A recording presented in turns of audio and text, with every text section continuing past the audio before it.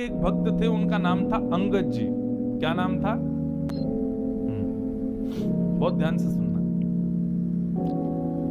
श्री अंगद जी जो थे, ये एक राजा के सेनापति थे, और राजा जो था ना, वो इनका भतीजा ही था। एक चरित्र सुनाऊं एक भक्त का, अंगद जी का, बहुत ध्यान से सुनना।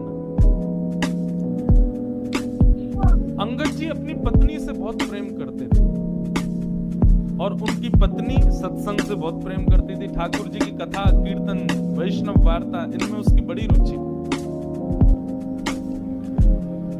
लेकिन अंगद जी को कथा आदि में बिल्कुल कोई रुचि नहीं थी।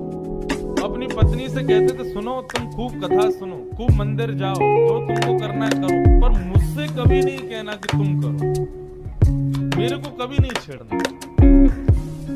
पत्नी के मन में आता तो था कि ये भी भजन करें, लेकिन कोई बात नहीं, जैसी हरी इच्छा। अंगद जी रोज शाम को आते, पत्नी के पास बैठते, खूब प्रेम करते थे अपनी पत्नी से। एक दिन एकादशी का दिन था, आज एकादशी है। एकादशी का दिन बड़ा महत्वपूर्ण माना जाता है। एकादशी के दिन अंगद जी की पत्नी ने कुछ संतों को अपने घर बुलाया और सत्संग होने लगा घर में। प्रवचन ऐसे ही घर में बैठ के सब करने लगे। शाम को अंगद जी जब लौट करके आए, उन्होंने देखा घर में तो आज अलग ही रौनक है, इतनी सारी भीड़ आ रखी है, सब लोग नाच रहे हैं, गा रहे हैं, कीर्तन कर रहे हैं, कथा सुन रहे हैं। अंगद जी को बड़ा गुस्सा आया। मेरी आज्ञा के बिना मेरे ही घर में प्रवचन हो रहा है, मेरे ही घर में सत्संग चल रहा है, अरे कभी रोका तुमको कहीं जाने से? खूब जाओ, बाहर जाके कितना भी कथा सुनो, घर में क्यों करवा रही हो?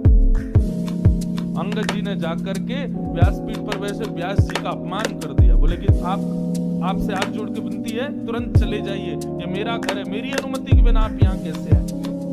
और सब लोगों से भी कहा, आप सबसे भी हाथ जोड़ के प्रार्थना, यहाँ से चले जाइए, कोई आश्रम नहीं है, घर है मेरा, चलिए निकलिए यहाँ से बाहर। पत्नी बोली, अरे सत्संग चल रहा है, अभी तो ऐसा मत करो। अंगद जी ने किसी की नहीं मानी, सबको भगा दिया। पत्नी को बहुत बुरा लगा। उसने मन में विचार किया, जो हरि का नहीं है उसको मैं अपना पति कैसे मान सकती? तजोरे मन, कल हमने ये पंक्ति गाई थी ना, हरि विमुखन को संग। कई लोग मुझको इस बात पर कह देते हैं, महाराज जी आप क्या शिक्षा दे रहे हो लोगों को? क्या ऐसे पति को छोड़ दें, पत्नी को छोड़ दें? तो इस प्रकार से तो गृह कलेश हो जाएगा। भैया देखो, एक बात आपको बताऊं, मानव का